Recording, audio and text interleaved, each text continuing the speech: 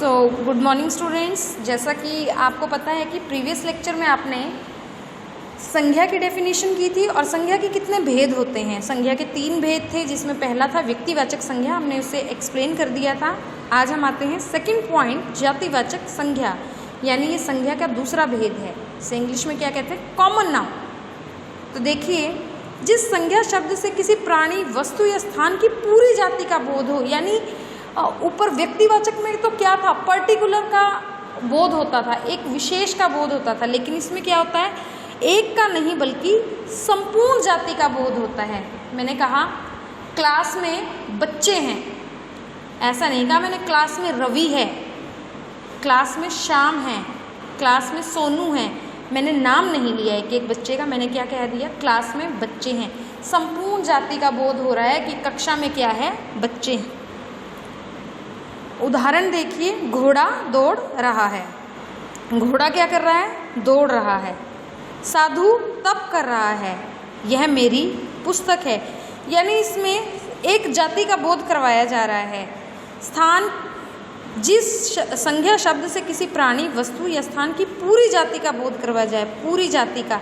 घोड़े के बारे में बताया जा रहा है, साधु के बारे में बताया जा रहा है, लेकिन इस साधु का नाम नहीं बताया है, घोड़े का नाम नहीं बताया है, और पुस्तक का ये नहीं बताया कि वो हिंदी की पुस्तक है या इंग्लिश की पुस्तक है।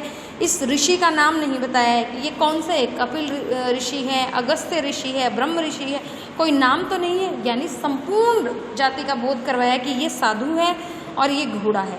और पुस्तक, हिंदी, इंग्लिश, मैथ्स अलग अलग होती है पुस्तकें, लेकिन यहाँ पे संपूर्ण जाति का बोध हो रहा है, इसलिए इन्होंने क्या किया है, यहाँ पर पुस्तक शब्द को कहा है। आगे है भाववाचक संज्ञा। सबसे पहले मैं आपको जनरल वे में बताती हूँ कि भाव क्या होता है। भाव, अगर हम कहते हैं कि राम क्या है, बहुत ईमानदार है, यानी राम का क्या भाव है, राम का विशेषता क्या है, राम के अंदर, राम क्या है, ईमानदार है।